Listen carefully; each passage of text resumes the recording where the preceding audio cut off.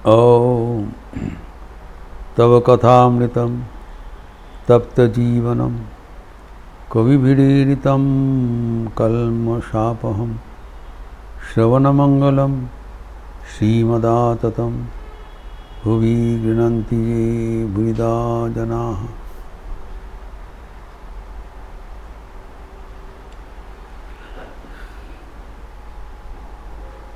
वात्सल्य भाव का विश्लेषण हम लोग कर रहे थे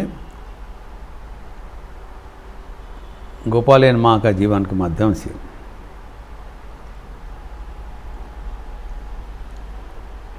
श्री रामकृष्ण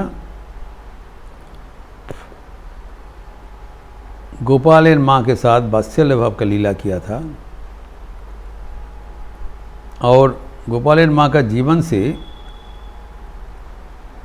हमें ये सीख मिलता है कि वात्सल्य भाव से क्या होता है एवं वो भाव प्राप्ति के बाद भी क्या क्या संशोधन का ज़रूरत होता है। ये हमारे जीवन का एक ग्रेट लेसन है। हम लोग समझते हैं कि ईश्वर प्राप्ति के बाद, ईश्वर दर्शन के बाद और कुछ नहीं करना है, सब कुछ मिल गया, ऐसी नहीं है। गोपालन माँ का जीवन में देखते हैं, उसके बाद भी ठाकुर कैसे उनके जीवन को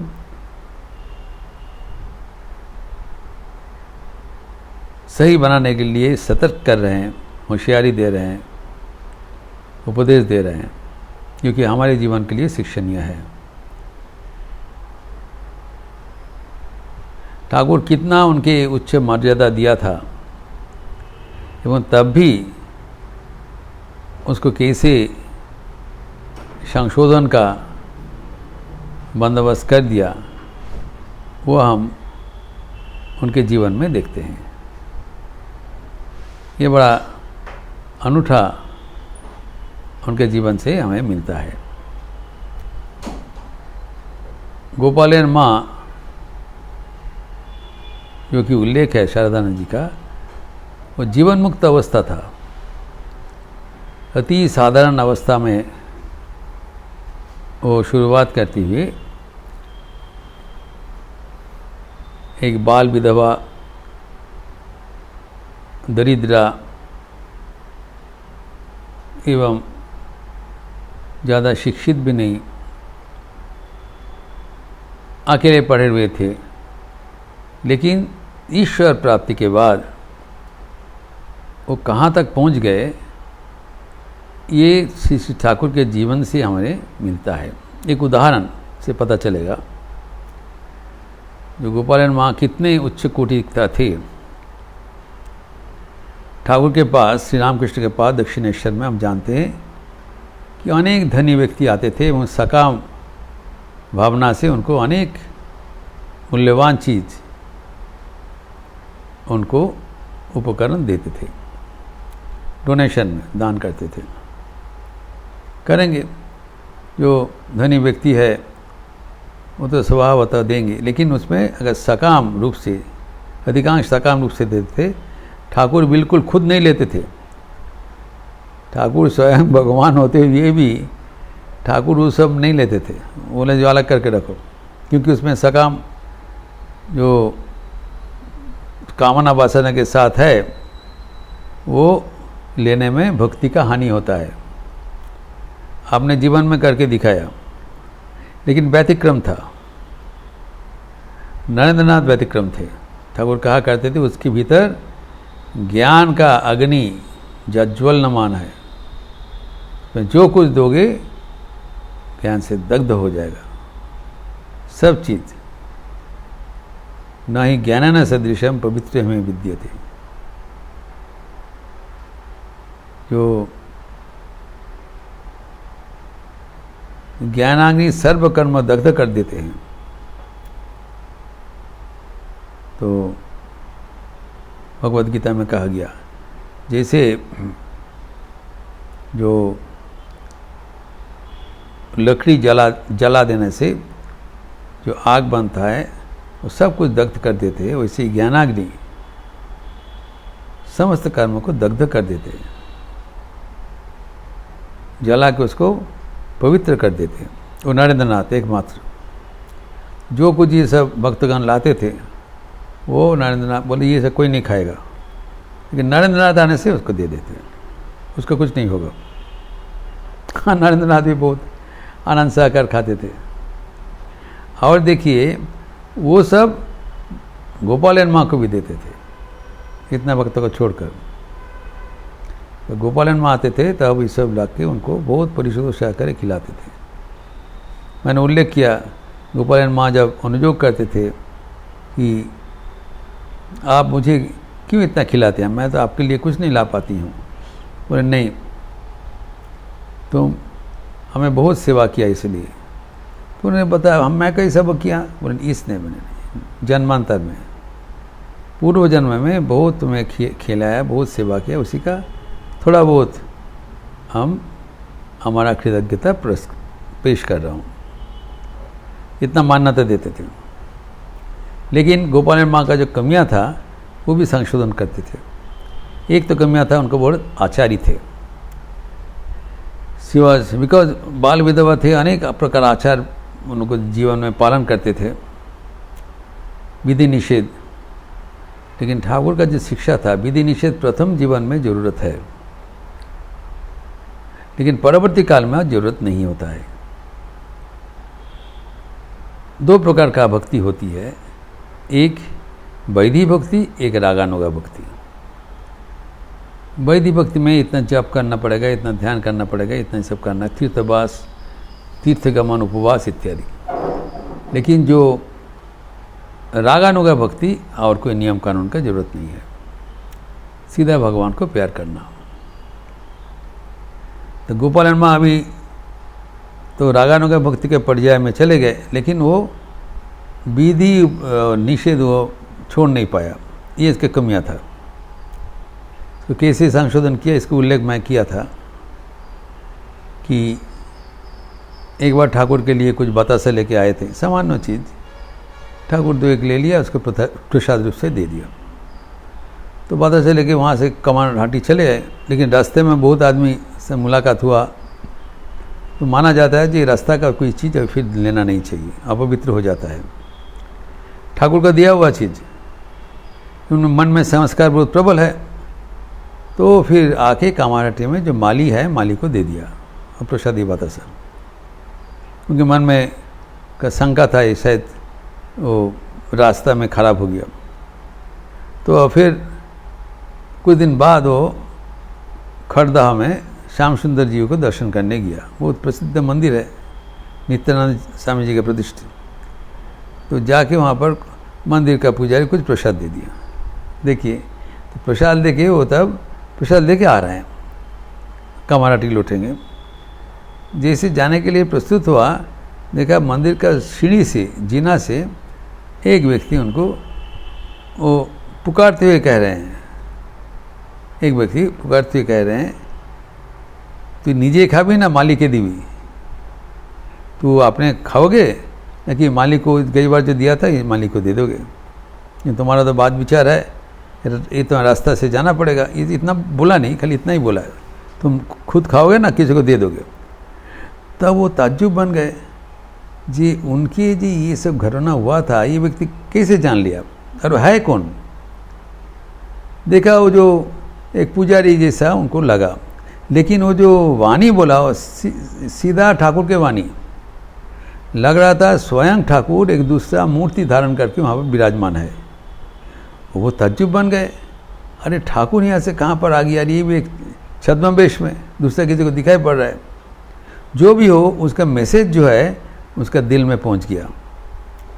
वो साथ साथ उसको याद आ गया, जो दिन जो बतासा था किसी को खिला दिया, ये ठाकुर का मनपुत नहीं हुआ। तब उन्होंने बताया नहीं, मैं खुद ही लूँगी, और आग्रह सहकार वो ले गया। इसी संशोधन ठाकुर पल पल में उनको संशोधन किया। इसी एक मैसेज जाता है, भगवान भक्तों के पीछे पीछे भागते हैं, उनको जो कुछ प्रयोजन होगा, जो वो क्षमा भाव में हम उनको संशोधन करने के लिए तैयार है। और दूसरा भी एक संशोधन के बाद उन्होंने कहा कि तुम्हारा जी आध्यात्मिक अनुभूतियाँ होती है वो किसी से प्रकाश नहीं करना। पहले तो सबको बोल देते थे अगर मणि देवी, ये बोलने क्या चीज़ है, उनका गोपाल उनके जीवन का धन्य कर दिया, लेकिन वो कहा करते थे ये बोलने से और दर्शन नहीं होगा, चेतावनी दे दिया। तो इसलिए वो किसी को बोलते नहीं।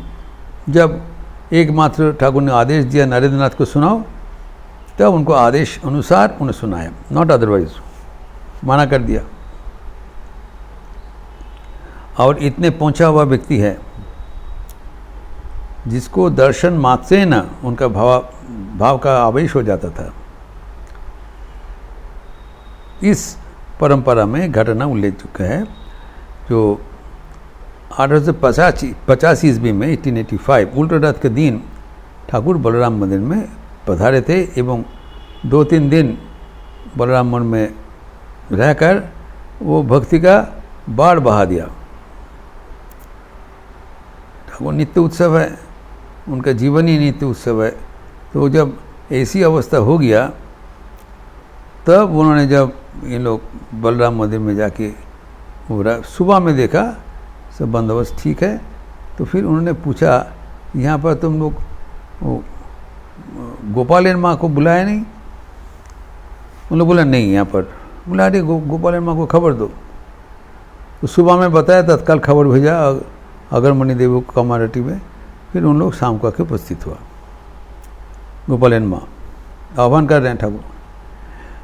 उनको आने के पहले ही, जस्ट उसके पहले ठाकुर जी का अचानक भगवान श्री राम के अचानक उस भावावस्था का परिवर्तन हो गया और वो गोपाल का भावना से वो जैसे कि वो पैर घुटने में देकर वो बैठ गए और हाथ उसका स्टीफ हो गया और आंखें निमिलित हो गया।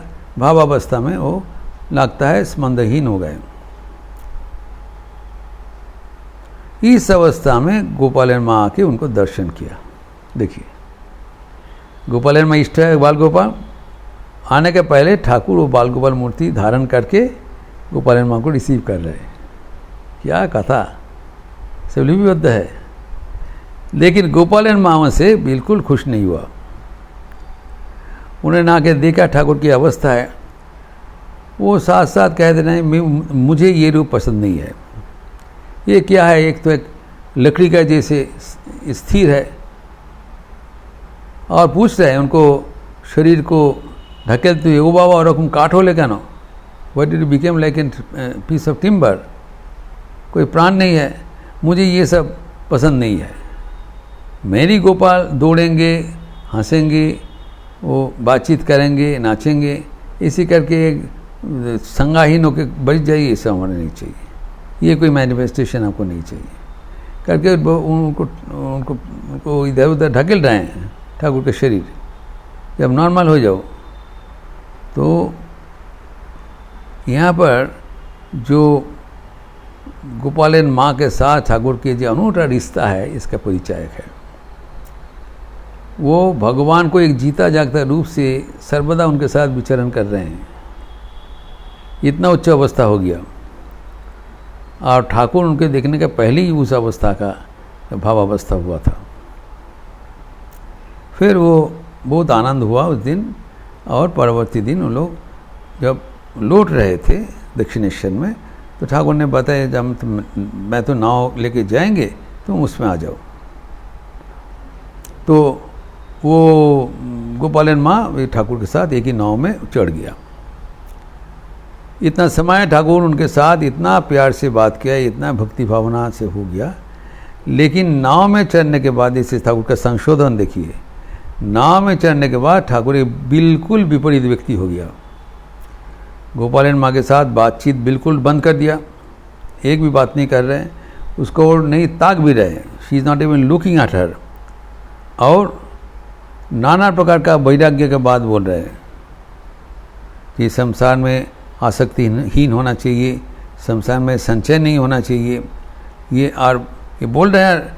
और बीच बीच में गोपालन माँ का जो एक पोटली में दे दिया उनका सामान, वो देख रहे हैं उसके ऊपर। गदा बलराम बाबू का परिवार पर देखा, गोपालन माँ का जो परिवार में हाउस होल्ड में जो जो ज़रूरत है उसको, कुछ बर्तन है, कुछ खूनी, ये सब रसोई का जो इक्विपमेंट होता है वो सब दिया, कुछ राशन दे दिया, जो कुछ ज़रूरत है एक ब्राह्मण का किचन चलाने के लिए, तो वो देने के लिए एकदम तैयार हो गया। और एक सब चीज़ लेके पोटली में भात के उसको दे दिया और पोटली लेके चढ़ा।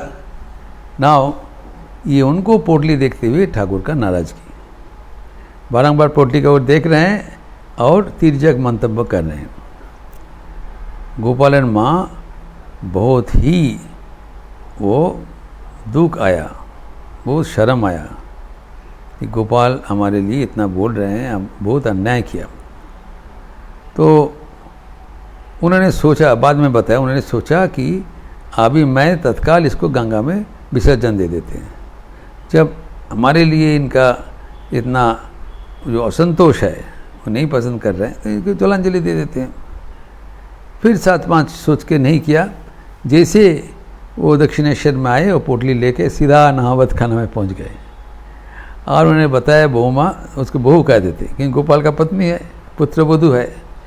तो माँ देखो ये हम बहुत अन्याय कर लिया, आज उन लोग हमको दे दिया, हमारे साथ हम कुछ मांगा नहीं, उन लोग दे दिया, कुछ कपड़ा उपड़ा था, ये सब सामान वामान था, वो जो खाना बनाने का, कुछ हाथा है, खूंती है, कुछ बर्तन है, ये सब दे दिया। तो हम लेके आए थे, लेकिन गोपाल बहुत गुस्सा में आ गया, बारंबार देख रहे पोटली के ऊपर। तो मैं पहले ही सोचा था इसको फेंक देंगे, लेकिन इधर आप दे दीजिए किसी को, हम नहीं लेंगे, ये वापस बिल्कुल नहीं लेंगे हम। देखिए माँ का सलाह कितना, हाउ प्रैक्टिकल शी इज़। उन्होंने बताया, उन्हीं बोलूँगे, लेट अस से व्हाट एवर यू वांट्स। माँ आप तो खुद मांगा नहीं और आपके परिवार में आपको दिन चलाने के लिए आपको ये सब चाहिए होगी, नहीं तो आप क्यों लाते, इसको आपको ज़रूरत है। और आप किन से मांगेंगे, कौन आपको देने वाला है, आपका तो कोई है नहीं, यू आर कम्प्लीटली अलोन। तुम्हारा जो हाउस होल्ड का जो प्रयोजन है वो तो उन लोग दिया विदाउट बीइंग आस्क्ड, तो आप इसको बिल्कुल छोड़ने का कोई ज़रूरत नहीं है। आप इसको लेते जाइए, ये आपको ये फ़ायदेमंद होगा, कोई अनिष्ट नहीं होगा कोई।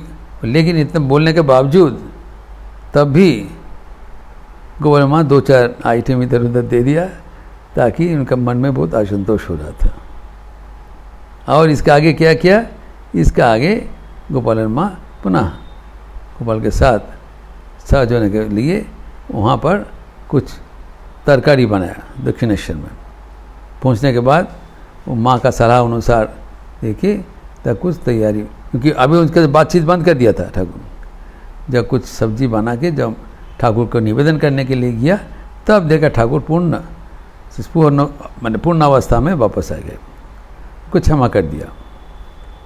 तो इनसे गोपालन माँ का बहुत बड़ा सीख मिला कि ईश्वर लाभ करने के हेतु जो उन्होंने संकल्प कर लिया और ईश्वर को प्राप्ति के आगे या पड़े, वैराग्य अवलंबन करना चाहिए। वैराग्य में व भयम, जो उनको कुछ अपने लिए कुछ नहीं रखना चाहिए।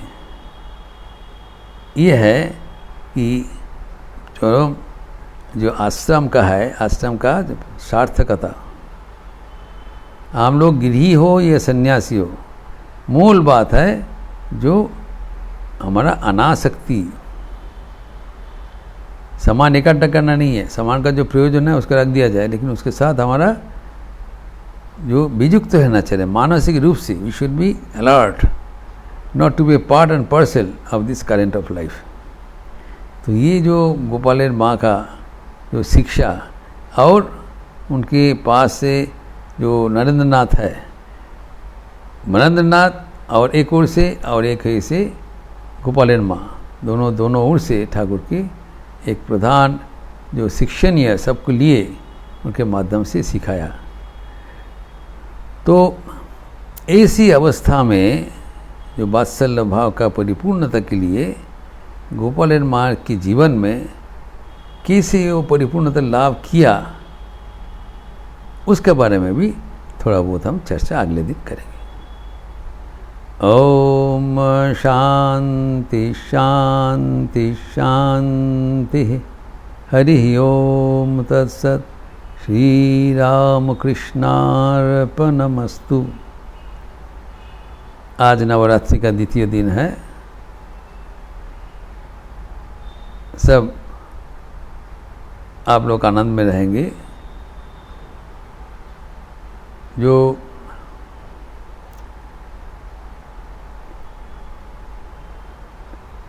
आज ये मंगलवार का अवसर पर संध्या आरती के उपरांत हनुमान चालीसा होगी और इसके साथ साथ और एक अनूठा कार्यक्रम आज है। राजस्थान उदयपुर से आए हुए हैं एक जो कलाकारगण, उन लोग के एक बड़ा जाठा आज पापेट डांस प्रस्तुत करेंगे।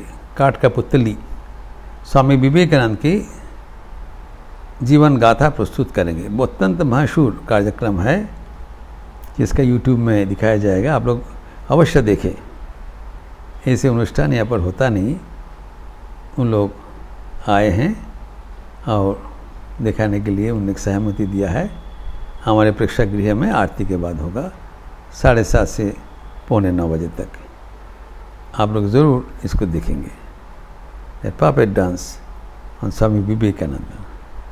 अच्छे रहिए, स्वस्थ रहिए, आनंद में रहिए। नमस्कार।